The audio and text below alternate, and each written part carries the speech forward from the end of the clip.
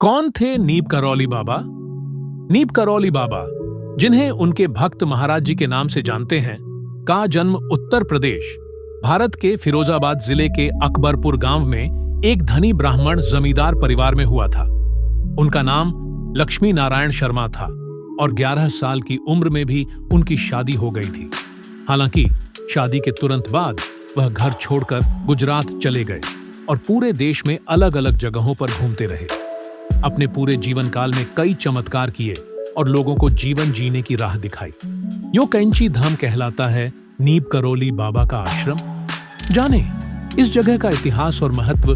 भारत में अपनी धार्मिक मान्यताओं और आस्था के लिए पूरी दुनिया में जाना जाता है।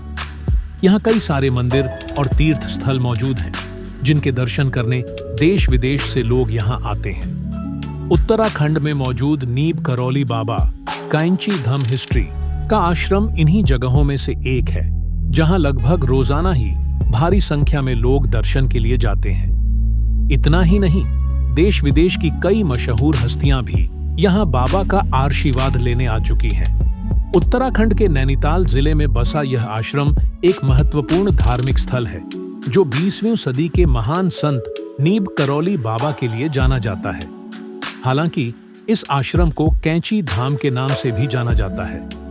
आज इस आर्टिकल में हम आपको बताएंगे कि आखिर क्यों यह आश्रम कैंची धाम कहलाता है और क्या इसका इतिहास और इसका महत्व। कैंची धाम एक मशहूर आश्रम है जो नीब करौली बाबा की वजह से जाना जाता है। असल में इसका नाम नीब करौरी आश्रम है, लेकिन आम बोलचाल में इसे नियम करौली बोला जाने लगा है। यह आश्रम नैनीताल से करीब 17 किलोमीटर और भवाली से 9 किलोमीटर दूर स्थित है और इसकी आश्रम को 1960 के दशक में उस दौर के जाने माने आध्यात्मिक गुरु नीब करौली बाबा ने बनवाया था। 15 जून 1964 को नीब करौली बाबा, नीम करौली बाबा आश्रम सिग्निफिकेंस और उनके भक्तों से इस आश्रम को बनाया था। बाबा को महाराज जी के नाम से भी जाना जाता था और कई लोग उन्हें हनुमान जी का अवतार मानते हैं। इस मंदिर में नीब करौली बाबा के साथ साथ हनुमान जी, राम सीता समेत अन्य देवी देवताओं के मंदिर भी हैं। वह हनुमान जी के परम भक्त थे और उन्होंने अपनी जीवन काल में हनुमान जी के कई मंदिरों को बनवाया था। उन्होंने 2 आश्रम भी बनवाए, जिनमें से एक उत्तराखंड के नैनीताल जिले के कैंची में और दूसरा उत्तर प्रदेश के मथुरा जिले के वृंदावन में। उन्होंने वृंदावन को अपनी महासमाधि के लिए चुना। 10 सितंबर को आगरा पहुंचने के बाद वह तुरंत वृंदावन के लिए रवाना हो गए, जहां 11 सितंबर 1973 को उन्होंने महासमाधि ली।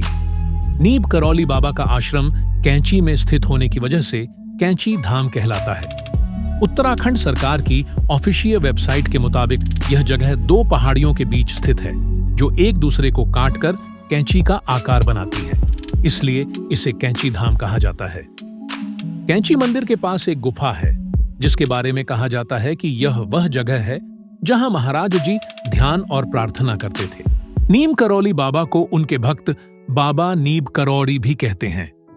उनका जीवन बहुत ही साधारण दिखने वाला था, लेकिन उनके चमत्कार और भक्तों के अनुभव उन्हें असाधारण बना देते हैं। उन्होंने उत्तर भारत के कई क्षेत्रों में भ्रमण किया और अनेक स्थानों पर आश्रमों की स्थापना की। सबसे प्रसिद्ध आश्रम उनके नाम पर वृंदावन और नियम करौली गांव नैनीताल के पास स्थित है। उनकी सबसे विशेष बात यह थी कि वे भक्तों के मन की बात बिना कहे ही जान लेते थे। कई बार उन्होंने लोगों की समस्याओं का समाधान बिना कुछ कहे कर दिया। उनके भक्तों का कहना है कि बाबा किसी को बुलाते नहीं थे, लेकिन जब किसी का समय होता था तो वह खुद ब खुद बाबा के पास खींचा चला आता था। यही कारण है कि दुनिया भर से लोग उनके पास आने लगे। बाबा का पहनावा एकदम साधारण होता था। वे हमेशा एक धोती और कंबल में लिपटे रहते थे। वे बहुत कम बोलते थे, लेकिन जो भी कहते थे उसमें गहरी सीख होती थी। उनकी भाषा सरल थी, लेकिन उसमें आध्यात्मिकता की गहराई होती थी। उन्होंने कभी किसी ग्रंथ की औपचारिक शिक्षा नहीं दी, लेकिन उनके व्यवहार, विचार और चमत्कार ही लोगों के लिए गीता और उपनिषद के समान हो गए।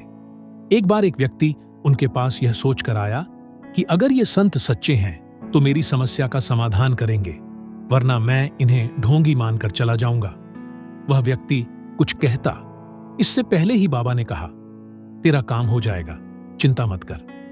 वह व्यक्ति स्तब्ध रह गया, क्योंकि उसने अपने मन की बात किसी से कही भी नहीं थी। कुछ ही दिनों में उसकी समस्या हल हो गई और वह बाबा का भक्त बन गया। बाबा नियम करौली के चमत्कारों की कहानियां अनेक हैं, जैसे बिना किसी वाहन के स्थान स्थान पर प्रकट हो जाना, जलती आग में हाथ डालना और कुछ ना होना, बिना देखे किसी की मन की बात बता देना और भक्तों को संकट से बचा लेना। लेकिन इन सब से परे उनका संदेश था, प्रेम करो, सेवा करो और विश्वास रखो। उनकी सबसे प्रसिद्ध शिक्षाओं में से एक थी, सच्चा धर्म सेवा में है। अगर तुम किसी भूखे को भोजन देते हो तो वह सबसे बड़ा यज्ञ है। वे मानते थे कि भगवान हर जीव में है और अगर तुम किसी की सेवा करते हो तो वह ईश्वर की सेवा है। नियम करौली बाबा के भक्तों में सिर्फ भारतीय ही नहीं बल्कि विदेशी भी शामिल हैं। मशहूर अमेरिकी टेक उद्यमी स्टीव जॉब्स और फेसबुक के मार्क जुकरबर्ग ने भी बाबा के आश्रम का दौरा किया था और उनके जीवन पर गहरा प्रभाव पड़ा। बाबा के अनुयायियों का मानना है कि वे आज भी अपने भक्तों की रक्षा करते हैं, भले ही उनका शारीरिक रूप इस धरती पर न हो। उनका देहांत 11 सितंबर 1973 को हुआ, लेकिन उनके भक्त मानते हैं कि वे केवल शरीर छोड़कर गए हैं। आत्मा रूप में वे हमेशा उपस्थित हैं। उनके आश्रम आज भी प्रेम, भक्ति और सेवा का केंद्र बने हुए हैं और लोग वहां जाकर आत्मिक शांति का अनुभव करते हैं। नियम करौली बाबा की कथा यह सिखाती है कि सच्चा संत वही होता है जो बिना किसी दिखावे के निस्वार्थ सेवा करता है, प्रेम बांटता है और हर किसी को भगवान का अंश मानता है। उनका नाम नीम करौली बाबा कैसे पड़ा, इसके पीछे एक रोचक कथा है। एक बार वे एक ट्रेन में बिना टिकट यात्रा कर रहे थे। जब टिकट चेकर ने उन्हें उतरवा दिया तो ट्रेन आगे नहीं बढ़ी। बहुत प्रयासों के बाद भी ट्रेन नहीं चली। किसी ने सुझाव दिया कि बाबा को फिर से ट्रेन में चढ़ाया जाए। जैसे ही बाबा को वापस ट्रेन में बैठाया गया, ट्रेन चल पड़ी। यह देखकर रेलवे अधिकारियों ने उन्हें सम्मानपूर्वक यात्रा कराई। उस स्टेशन का नाम था नीम करौली और तभी से लोग उन्हें नियम करौली बाबा कहने लगे। बाबा हनुमान जी के परम भक्त थे। उन्होंने भारत भर में हनुमान मंदिरों की स्थापना की। उनका मानना था कि सेवा ही सच्ची भक्ति है। वे कहते थे, सबका भला करो, सबको प्रेम दो और किसी का बुरा मत सोचो। उनके जीवन में करुणा, प्रेम और आत्मज्ञान का गहरा समावेश था। उनके जीवन से जुड़े असंख्य चमत्कार सुने जाते हैं। कहा जाता है कि बाबा अपने भक्तों के मन की बात बिना कहे जान लेते थे। किसी की बीमारी हो या मन में दुख, बाबा की कृपा से समाधान हो जाता था। वे कभी चमत्कार दिखाने के लिए नहीं बल्कि दूसरों की सहायता के लिए उन्हें करते थे। नियम करौली बाबा के कई विदेशी भक्त भी रहे। उनके सबसे प्रसिद्ध शिष्य थे रामदास, जिनका असली नाम रिचर्ड एल्पर्ट था। उन्होंने अपनी पुस्तक बी हियर नाउ में बाबा के अनुभवों को दुनिया से साझा किया। इसके अलावा एप्पल के संस्थापक स्टीव जॉब्स और फेसबुक के मार्क जुकरबर्ग ने भी नियम करौली बाबा के कैंची धाम आश्रम का दौरा किया। बाबा ने 11 सितंबर 1973 को अपने पार्थिव शरीर को त्याग दिया, लेकिन उनके भक्त मानते हैं कि वे आज भी मौजूद हैं, अपने भक्तों के हृदय में और उनकी सेवा में। भारत में उनके कई आश्रम हैं, जिनमें उत्तराखंड का कैंची धाम आश्रम सबसे प्रसिद्ध है। हर साल वहां हजारों भक्त बाबा के दर्शन और आशीर्वाद की आशा में आते हैं। मन, वचन और कर्म से प्रेम करो।